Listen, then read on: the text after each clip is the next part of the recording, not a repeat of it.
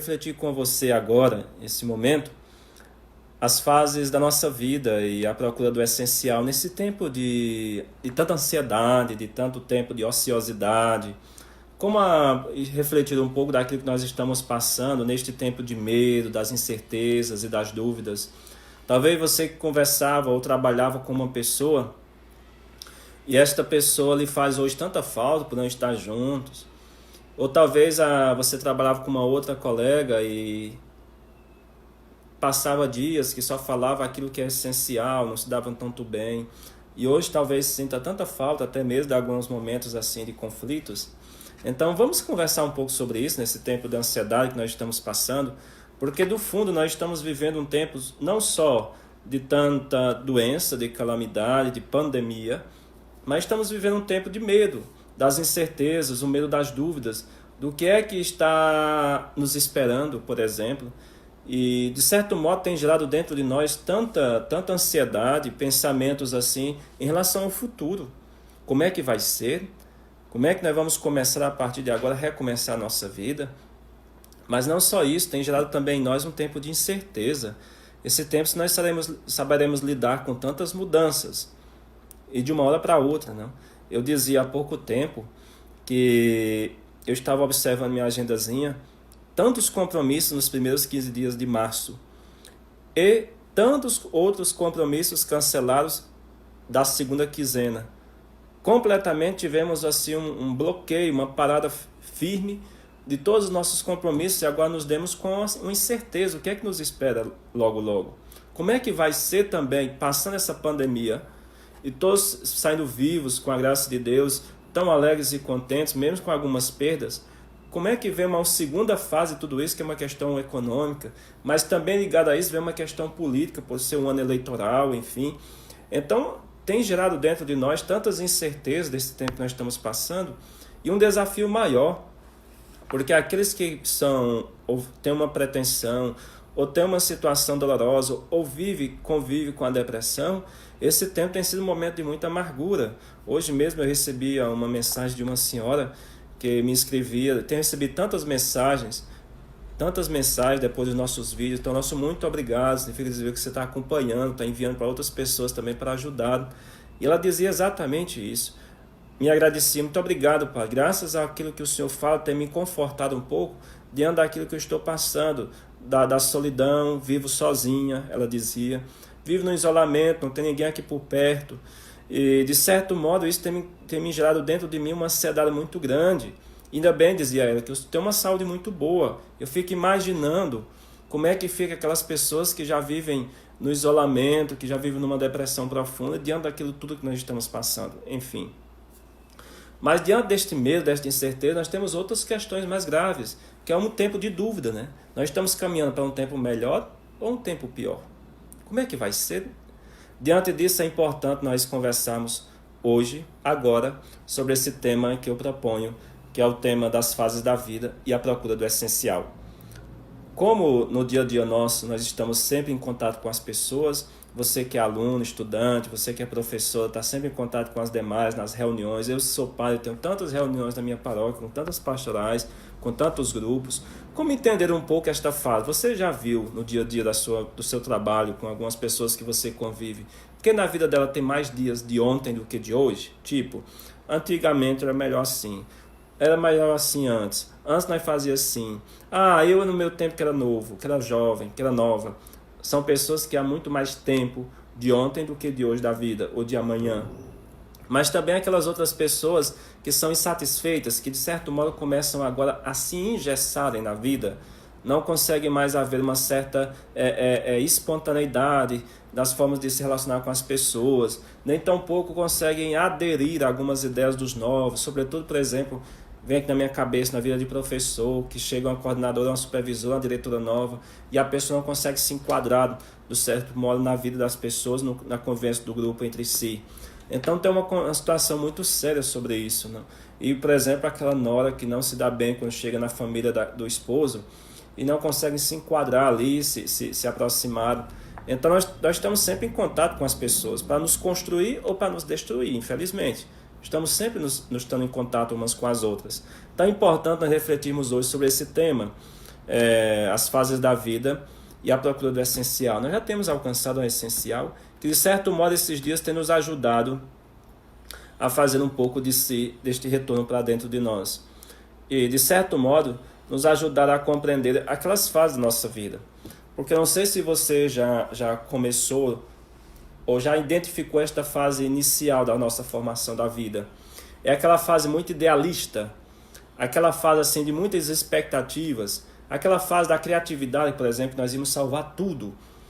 Nós pensávamos que quando nós chegássemos ali onde nós estávamos, nós iríamos conseguir transformar tudo. E de certo modo, começam a nascer as primeiras responsabilidades da nossa vida. Você que agora neste ano de 2020 começou no seu primeiro trabalho. Você que neste ano de 2020 começou a assumir a primeira sala de aula. Você neste ano de 2020 assumiu uma responsabilidade maior. E você disse, este ano vai ser o meu ano. E agora você se vê dentro de casa, no seu isolamento social, e de certo modo bloqueando aquela facilidade do seu ativismo anterior. Você estava numa aceleridade tão grande da vida que você agora teve, de certo modo, com o isolamento, parou e você olha para trás, meu Deus, como é que eu estava dando conta de tudo isso? Esta é uma primeira fase da formação inicial da nossa vida, que é chamada aquela fase idealista. Aquela fase muitas vezes ideal, que de certo modo vem da sua formação anterior. Ou, por exemplo, você quando está no processo do namoro, não? No pensamento de que se casaram. Então você vem com aquela fase de família, de vida, muito idealizada. Quando nós nos casarmos vai ser assim, nossa casa vai ser assim, nossa família vai ser assim, nossos filhos vai ser assim. Só que entre esta fase ideal, idealista, com a fase realista, há sempre o possível. E esta fase da possibilidade não, às vezes, condiciona a você alcançar essa fase ideal da sua vida inicial, daquilo que você sonhava, daquilo que você plantava, daquilo que você imaginava que poderia acontecer.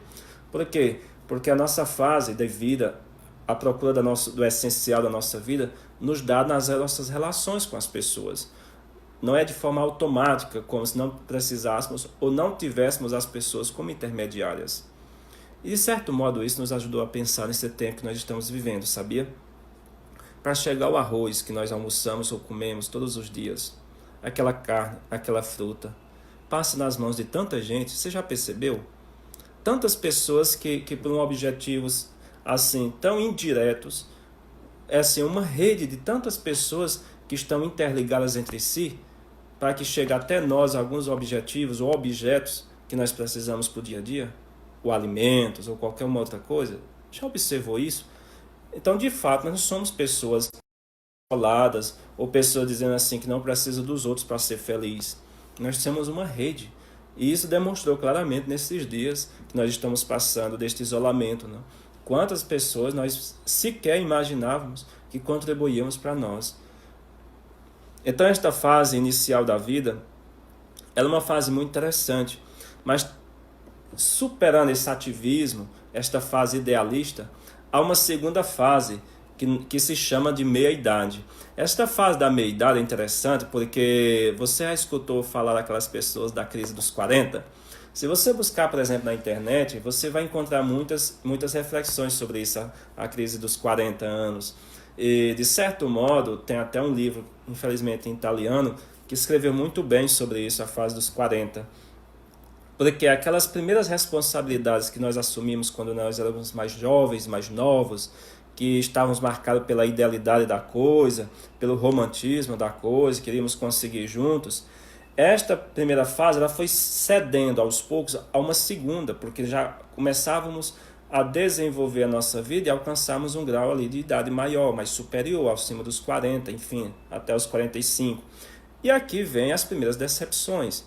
Aquilo que talvez você hoje saiba muito bem o que eu estou falando. Aquilo que você sonhou no primeiro momento para a sua vida, que não se realizou, de certo modo você se desencantou com alguma coisa. Então vieram também as decepções, os desencantos, mas vieram também as suas repercussões afetivas, porque não é, de certo modo, como eu diria, sozinhos que nós vivemos. Nós estamos nas relações afetuosas com as pessoas. E por estarmos nas relações afetivas com as pessoas, tem também as dimensões sentimentais da nossa vida. Tem as dimensões também da fé da nossa vida, tem as dimensões ideológicas da nossa vida. Chega um certo tempo que você não acredita mais naquilo tão cego como antes você acreditava. A forma de você ver a realidade já começa a se transformar, a mudar. E de certo modo isso nos ajuda a pensar que essa situação a fase da meia-idade, como nós dizemos, temos um grande perigo, porque muitas pessoas podem estar aqui também ligadas a um sentimento ou uma crise de fé muito séria. São aquelas pessoas que também, nos 40 até os 45, vivem esse sentimento de aridez da fé, do deserto, daquele momento que não se encontra muito, não se encaixa muito. E por isso, é o grande perigo do tempo, é o grande perigo do momento, porque esta fase até os 45 pode ser haver o medo de se fechar na própria rotina, porque como ela já saiu de uma fase inicial de formação da vida, daquilo que está acompanhando, que acompanhou a sua própria história, ela já começou a se confiar em si mesma. E daquilo que ela fazia de forma tão segura, começou-se a haver uma rotina. Isso eu me refiro, por exemplo, a uma professora, por exemplo, que vai à sala de aula e os seus mesmos esquemas de 5 anos atrás, de 3 anos atrás, eu já tive um professor assim, são as mesmas que ele usa hoje. Então, assim, aquela fase dos 40 é aquela fase dos 45 que a pessoa vai se fechando na rotina dos seus próprios hábitos. Há aqueles hábitos que são positivos? Claro que tem. Aquele momento que você consegue encontrar hábitos para a sua própria vida, aquela rotina que te faz melhor, te aperfeiçoa, enfim, é claro que tem. Mas é nessa fase também que ela veio, da primeira fase inicial, idealista, que se confrontou com a realidade e agora começa a ver os seus primeiros desencantos, as primeiras decepções. Tem também aquele momento que ela começa a criar a busca do essencial. É uma fase que a pessoa começa a procurar o essencial. Por isso que para algumas pessoas dizem que é a crise dos 40. Por quê? Porque ela faz um olhar retrospectivo para trás e diz assim, meu Deus, o que eu fiz da vida? O que é que eu estou fazendo para mim? Como é que eu vou fazer?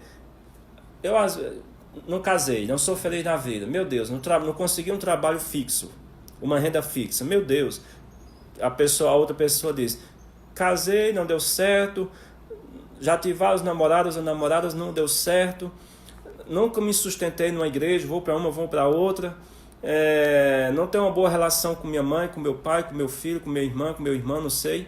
Então a pessoa começa a gerar dentro de si também uma certa reflexão de desestrutura da vida para se refazer. E aqui é aquela pessoa, por isso que algumas pessoas dizem a frase dos 40 nesse sentido, porque a pessoa começa agora a filtrar um pouco a procura da fase do essencial da sua vida. E de certo modo isso é verdade, porque ela começa também um olhar prospectivo. Daqui 40 anos eu terei 80. Então como é que vai ser a partir de agora? Como é que eu vou encontrar um novo caminho se eu já errei aqui para trás? Como refazer um pouco a minha vida? Como eu começar agora a trilhar alguma outra estratégia, uma outra atitude, uma outra reação de vida e começar a me refazer? Como eu posso agora encontrar novos caminhos? E aí começa a pessoa, ao mesmo tempo que começa a filtrar a sua vida, vai buscando essa procura do essencial. E aí a pessoa agora já começa a pensar se iria a uma festa como antigamente de noite, para no outro dia estar no trabalho, ou a pessoa começa a filtrar agora dizendo, meu Deus, amanhã eu vou para o trabalho, não tenho mais pique não. Cheguei tão cansado, tão cansada, não, vou ficar quietinha mesmo. Por quê? Porque as paixões vai se mudando, vai se transformando as paixões. Daquilo que era ideal e imaginava que era indispensável para a vida, e começa agora a alcançar uma coisa tão natural, normal, porque ela começa a ver a busca do essencial para a sua história. Então, se a primeira fase é aquela fase idealista, aquela fase muito mais romântica, esta segunda fase, que pode ir até os 45 anos, é marcada por esta fase da procura do essencial, aquilo que faz de fato ser feliz, preencher e tudo mais. Agora, diante disso, vem uma terceira fase, que alguns chamam que é a fase madura da vida. É aquela fase que a pessoa já começou a se superar daquela fase ideal, dos seus desencantos, daqueles momentos assim decisivos da vida. Ele, de certo modo, já teve a oportunidade, talvez, de mudar de ambiente de trabalho. E até mesmo repensar assim, já que eu errei da outra vez daquele jeito, aqui eu vou fazer diferente. Então pode haver novas experiências, tanto afetivas, como também efetivas, no sentido de trabalho, de condição do dia a dia.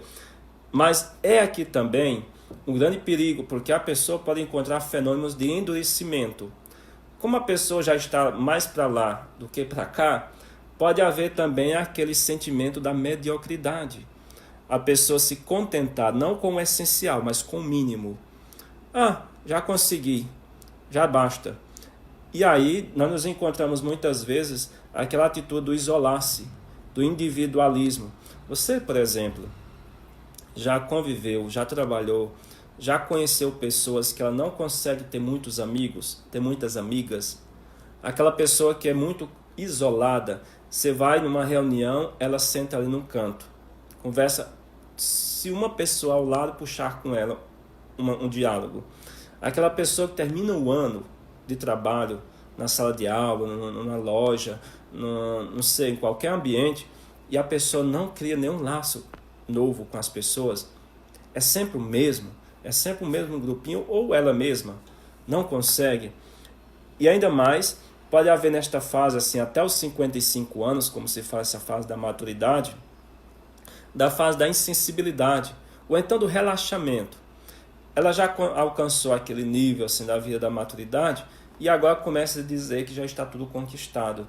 Esse é o grande perigo, por exemplo, na vida matrimonial, porque como a pessoa, quando o casal jovem, não, construir a sua vidinha um ao lado do outro, e de certo modo foram vivendo a busca deste essencial, eles agora alcançaram um nível de relaxamento, dizer, já conquistamos tudo, já construímos nossa casa, não sei, adquirimos nosso carro, nossa moto, não sei, reformamos, construímos a casa, já temos os filhos, eu já cresci na empresa, já estou exercendo uma nova função, enfim, todas as outras realidades que tem na vida. Então a pessoa pode ter a vida agora um relaxamento, e sobretudo de si e de quem você ama. Esse é um grande perigo. Você já observou seu avô, mas sua avó, não sei, seu pai ou sua mãe que são idosos? Prova disso, do relaxamento, é que talvez um não saiba o quanto é que o outro tem. E nem isso. Aonde o homem ou a mulher guarda o dinheiro. Já observou isso? Porque essa fase do relaxamento não se preocupa mais nem tanto um com o outro. E sobretudo isso na vida também profissional, de trabalho. Porque pode se alcançar aquele tempo que você acha que não precisa mais ter responsabilidades com o próximo, com quem te coordena. Porque você pode chegar àquele patamar e dizer que já sabe de tudo, por onde tudo caminha, já sabe o percurso, o caminho todo que vai trilhar e não precisa de observações de segundos ou para atitudes de orientações de outra pessoa, porque ela já sabe. Por isso que é uma fase de insensibilidade, sobretudo. E esta fase da idade madura, até os 55 anos, ela pode ser superada por uma quarta. E esta quarta fase, que é chamada idade avançada, que é aquela fase muitas vezes já com a parte da aposentadoria, é uma idade mais perigosa. Mais ainda, porque aqui começa a haver já a percepção do envelhecimento. Você, por exemplo, trabalha com uma senhora, um senhor. Vem na minha cabeça sempre o professor, porque estou dentro de uma realidade assim, não como professor, mas da convivência com as pessoas, que já começa a trabalhar naquela perspectiva de que faltam 2 anos para ser aposentado. E aí começa a ver aquela, por exemplo, aquele certo afastamento das atividades, começa a ver de certa forma um deslocamento institucional, ou seja, tira daqui, bota para ali, porque trabalha menos. Então é uma fase muito marcada assim dessa idade avançada pelas suas indisposições. Marca reunião, não vai, não, já estou no fim da carreira mesmo, deixa assim. E esta fase vem muito marcada também pelo seu desgastamento físico. Não só pela rotina de comportamentos, que é muito sério isso daqui, mas com aquilo que eu dizia antes, não? Aquele olhar frequente ao passado, que começa a ver muito mais ontem do que hoje. E este retorno ao passado, de viver ou de olhar sempre ao passado, fica com aquelas experiências. Quando nós falávamos, por exemplo, dos ciúmes, nós dizíamos sempre que as pessoas ciumentas têm uma memória muito ativa. Por que uma memória muito ativa? Porque ela consegue recordar todos os detalhes da pessoa que ela está enciumando. Aquela pessoa que ela está se sentindo ciumada. E a pessoa ciumenta tem a memória muito ativa também ao passado, porque observa que hora foi que ela saiu, que hora foi que ela chegou, com a roupa que ela veste, o que ela não veste, com quem ela estava telefonando, com quantas vezes ela liga para a mesma pessoa, enfim. Então é uma pessoa que tem uma mente muito ativa ao passado. E de certo modo, também já nessa fase dos seus 55 anos até a aposentadoria, começa a diminuir ou haver uma perda de reflexos. E aí a pessoa não tem tanta, por exemplo, aquela caneta que cai no chão, já o aluno que pega. Aquela blusa que cai no chão na loja de vender, já é talvez o cliente que pega. Mas não só isso, né? Essa perda de reflexo também da própria vida, de refletir, de ter uma vida mais ativa. Então há, de certo modo, esta redução das áreas de interesse e esta perda da memória, uma memória do presente. Você já talvez conversou com alguma pessoa que hoje, e aí daqui 15 dias, se você for conversar com ela, ela conta o mesmo fato, a mesma história. Ela já tem um lapso de memória do presente e fica muito no passado, muito voltado. Por isso que há muito mais ontem do que amanhã para esta pessoa, a parte da sua aposentadoria, dos seus 55 anos. Então, assim, é muito importante nós vivemos a nossa vida marcada por esta busca do essencial para compreender nós mesmos. E, de certo modo, entendendo tudo isso, e neste tempo nós estamos vivendo de isolamento social, de entender a nossa história. Agora, chega por fim aquela última fase, que é a fase da vida, assim, última mesmo, que é aquele momento que se ausenta, aquele momento que foge, aquele momento que não tem mais nenhuma responsabilidade, não tem mais, e tem de certo modo um amplo tempo de uso livre e de critério pessoal. Não sei se você já conheceu aquela pessoa que disse que queria aposentar e na aposentadoria dizia que quando chegasse isso iria, não sei, para o interior, voltar para o interior, ia cuidar não sei de que, de uma roça, de uma chácara, não sei o que, ia plantar não sei o que, ia só pescar, ia só para academia, não sei. Por quê? Porque a fase depois da aposentadoria é aquela fase última da vida, que não tem mais nenhum compromisso social, digamos assim, de trabalho, de profissionalismo. E aí a pessoa começa a viver e a gastar o seu tempo a partir daquilo que ele gostava como critério pessoal, como decisão pessoal, como momento da vida. Mas aqui é onde vem dois momentos muito importantes da nossa velhice. Por isso que você que é jovem, como eu, que só tenho 16 anos, pensar um pouco sobre as nossas limitações físicas, quando ali chegar nesse tempo. Mas não só isso, como entender esse tempo como a fase do coroamento da nossa vida. Como entender tudo isso como a fase da coroação da nossa vida? Isso é muito importante nós compreendermos. Eu tenho dito sempre que no dia da nossa morte vai revelar quem nós somos. Eu disse sempre que no dia do nosso velório vai revelar a nossa forma que temos vivido a vida. E sobretudo nós entendemos que no dia da nossa morte ali vai estar as pessoas com quem nós construímos a nossa história. Porque é ali que vão estar os grandes amigos. Não só os grandes amigos, mas aquelas pessoas que sensibilizavam e gostavam de nós. E de certo modo, revela no dia da nossa morte, como coroamento da nossa vida, o que nós fomos. Se a pessoa é fofoqueira, língua grande e tudo mais, até mesmo no dia da morte, as pessoas dizem, não é porque morreu não, viu? Mas gostava da vida ali que só. Então, no dia da nossa morte, as pessoas também revelam o que nós somos. E é por isso que é importante nós compreendermos nessas fases da nossa vida esse tempo do coroamento. Nós estamos caminhando para um coroamento da nossa vida, não para uma limitação apenas física, mas do nosso jeito de ser, daquilo que nós somos. Então é muito importante, dentro daquilo que você está chegando agora, entrando agora e conversando conosco, a partir daquilo que nós estamos dizendo. O tema da nossa meditação hoje, da nossa reflexão, é as fases da vida e a procura do essencial nesse tempo de ansiedade, nesse tempo de isolamento. Como compreender tudo isso dentro de um contexto que nós estamos passando, para que nós tenhamos esse coroamento da vida. Como conceber tudo isso para que nós chegamos na nossa fase da velhice, digamos assim, a última fase da vida, de forma responsável e gastando o nosso tempo amplo que nós temos como os critérios pessoais. Então é importante nós compreendermos tudo isso para entender uma outra situação.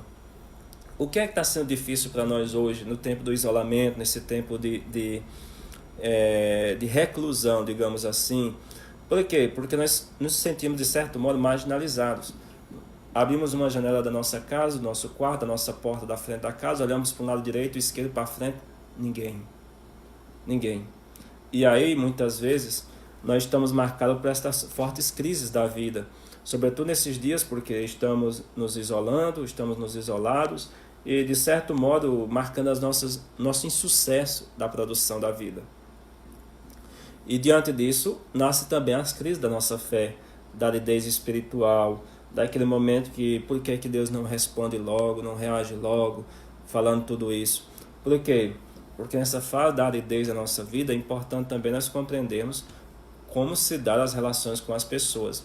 Agora, é oportuno também entendermos que esse dia a dia nosso, da nossa vida, da nossa construção da nossa vida, ela se dá também com as pessoas, como nós sempre dissemos. Não se dá somente de modo isolado, sozinho, mas se dá em construção com os demais. Por isso que nós somos sempre acompanhantes das pessoas com quem nós convivemos, trabalhamos, com a família que nós temos, mas também nós somos acompanhados por eles, por estas pessoas.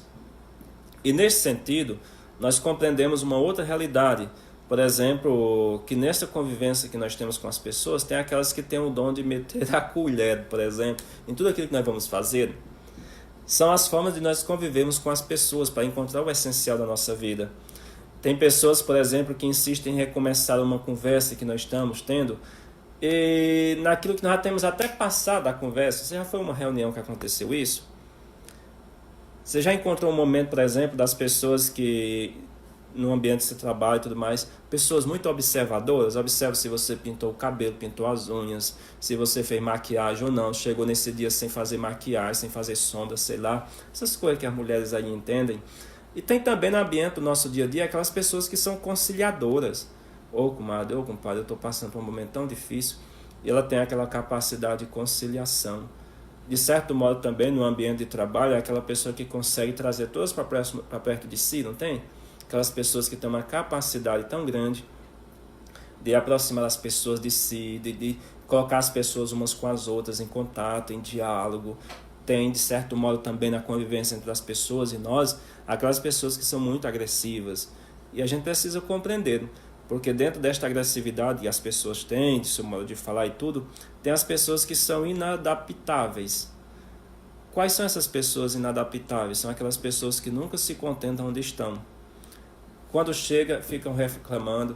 Se estão aqui, estão reclamando porque poderia estar em outro lugar. Se está aqui na comunidade, gostaria de estar no outro porque a outra é melhor do que esta. Se está trabalhando neste lugar, poderia estar em outro porque o outro é melhor. São as pessoas inadaptadas, elas não conseguem se adaptar onde estão. E de certo modo pode correr o perigo para nós, de ponto de vista também onde nós trabalhamos, em achar que o outro trabalho que o outro exerce é sempre melhor do que o nosso. São aquelas atitudes ou sentimentos da nossa vida que são inadaptáveis. Nós nunca conseguimos nos adaptar, nos adequar a uma realidade, a uma situação que as pessoas vivem ou estão. E estamos sempre de olho no outro, no trabalho do outro, na família do outro, enfim.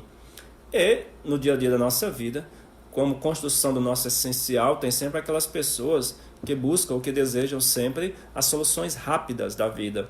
Aquelas pessoas que são lerdas ou são relaxadas na reflexão, no seu modo de ver, enfim. E de certo modo isso nos ajuda a entender que na nossa construção, na nossa busca do ser, tem sempre as pessoas que nos ajudam a pensar de forma sempre negativa, porque tem aquelas pessoas que tudo é negativo. Tem aquelas pessoas que não dá certo, tem aquelas pessoas que não adianta nem começar. Então, e tem as pessoas que intervêm sempre de forma positiva, né? Então é muito importante, diante daquilo que nós estamos vivendo, como recomeçar ou reconstruir a nossa história para ter uma fase última da vida de forma criteriosa e ampla, né? Padre, esse tema eu não estou entendendo bem. Por que esse tema? Exatamente para dizer que nós vivemos a nossa vida mais feliz e mais leve a partir daquele momento que nós nos contentamos, não com os resultados, mas com os significados da nossa vida. A partir daquele momento nós encontramos o essencial para nós vivermos. Não sobreviver, mas a partir do momento que nós nos encontramos com o essencial. E por isso, nós temos que considerar 3 coisas. O hoje é muito importante. O hoje, o que estamos fazendo no hoje, para que isso repercute depois no nosso futuro. Isso é muito importante. Já pensa daqui 10 anos como seremos? Isso é importante. Mas pensar que somos pessoas únicas. Por mais que as pessoas achem que você queira ser, que você faz isso ou aquilo para se mostrar, Não se preocupe, você é única, você é único. E a partir desta singularidade que você é, te ajuda a fazer a sua história. E sem esquecer, claro, a espiritualidade. Porque esse tempo que nós estamos passando, se nós não vivermos rezando, como é que vai ser? Agora, pensar no hoje da nossa vida é pensar que tudo é difícil antes de ser fácil. Tudo é difícil antes de ser fácil. Antes de nós começarmos qualquer coisa, vai ser sempre difícil.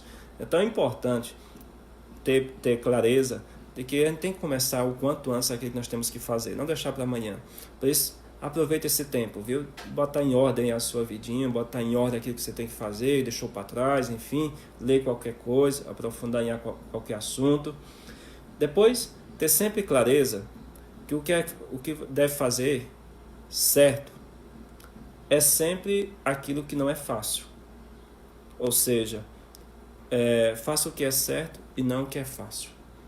Então, se custa caro algumas coisas, é melhor fazer aquilo que é certo do que aquilo que é muito mais fácil na nossa vida. Para nos ajudar a pensar um pouco. Depois, é uma outra situação que nós estamos passando, porque como nós vivemos hoje no tempo da mídia, não? Sobretudo das redes sociais, é delicado, nós queremos uma vida do espetacular. Aquela vida assim marcada pelos aplausos, a cultura dos aplausos, e das curtidas, dos compartilhamentos. Então é muito importante na nossa vida nós fugirmos ou passarmos do espetacular, daquela forma de você cozinhar de forma espetacular, para aquela fase do especular a vida. O que eu tenho feito de bom? Agora aqui muda completamente a forma de você viver o hoje. Não de forma espetacular, mas de forma especular. Ou seja, aquela forma de você dizer assim, o que eu tenho feito como mãe, como filho, como esposo, como esposa. Então é muito importante entender tudo isso. Depois a singularidade, como eu disse, nós somos pessoas únicas. Tem um escritor que disse uma coisa muito bonita sobre a singularidade. Nós somos únicos. Neste mundo, cada pessoa representa algo novo, algo que não existiu jamais, algo único e original. Nós somos únicos. Então não se preocupe se alguma pessoa acha que você quer ser isto ou aquilo. Nós somos únicos. E somos pessoas que não se repetem. E cada um sabe que nunca existiu no mundo uma pessoa igual a você. Porque se tivesse existido uma pessoa igual ou parecida conosco, já não seria necessária a nossa presença. Porque cada homem, cada pessoa, cada mulher, você que me acompanha agora, acrescenta sempre algo novo. E por isso estamos sempre chamados a realizar uma peculiaridade, algo que somente nós fazemos. Nenhum de nós ou um outro consegue fazer. Agora, nesta busca que nós estamos passando, é importante viver tudo isso que nós estamos trabalhando. Por último, a fase da espiritualidade. A fase da espiritualidade no sentido de dizer como encontrar sentido na nossa ao chamado de Mateus.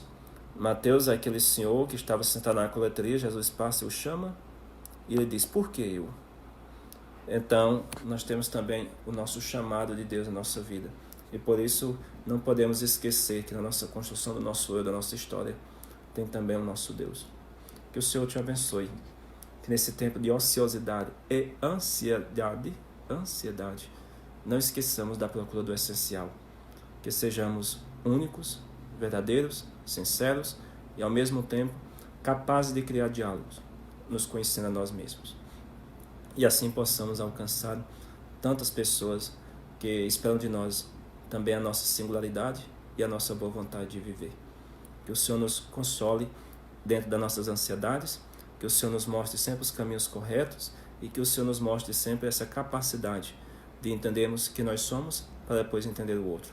E, quando afrontarmos a nossa capacidade de amar nós mesmos, temos a capacidade de reconhecer que somos únicos.